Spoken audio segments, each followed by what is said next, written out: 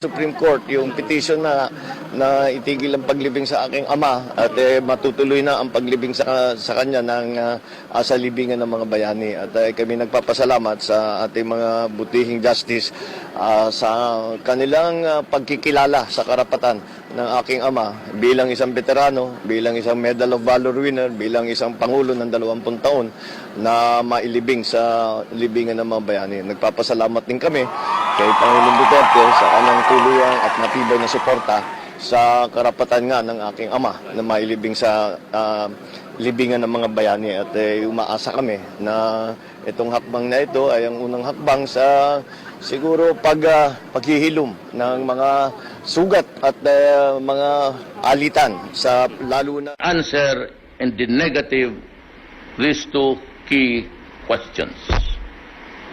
Was the late Ferdinand Marcos a president? And was he a soldier? Never mind about a hero. It's hard to document something like that. To document heroism requires history. Hindi madali yan. Let me assure you that while your protest actions are being staged, our military forces will remain and be confined in their camps. They are restricted to be there in their proper places. We shall also keep a lean number of police personnel. Their role shall be limited to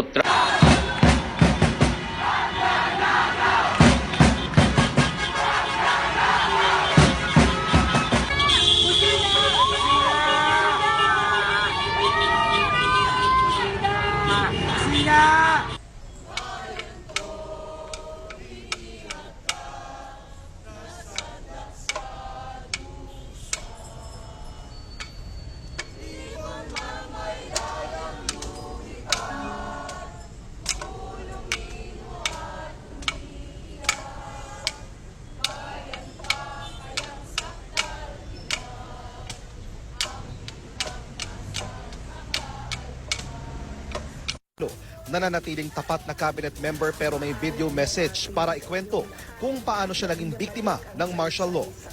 Hustisya para sa lahat ng biktima ng diktadurang Marcos.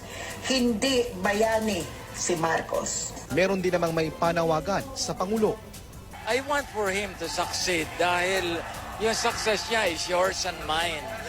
Pero he has to change course. Lalo upang lumalalim ang sugat. Dumalo rin ang mga alagad ng sining na sina Ricky Lee at Joel Lamangan.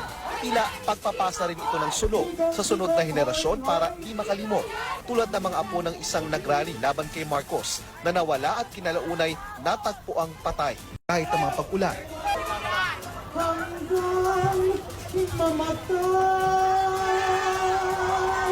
Tutol silang lahat sa paghimlay kay dating Pangulong Ferdinand Marcos sa libingan ng mga bayani. We have loved the Philippines.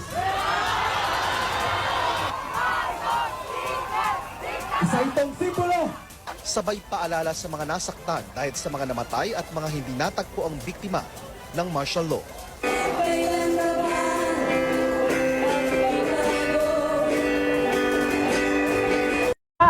Sunugon, sunugon! Bakit nang nakapoy nagsin, tayong abi ay magkalipas. Tayo ngayon inaibin, sumalit ating ang bukas. Sir, sa mga drug syndicate. Ano? Yung babala nyo po sa mga drug syndicate na hindi tumitigil sa kanilang ano. Ay, hindi ako nakikipag... Bahala kayo sa ginagawa niyo. Basta tuloy-tuloy lang kami. Aabutan din namin kayo. Maliit lang ang Pilipinas. Alam mo, hindi kita ipapakontempt. Papakontempt kita dito.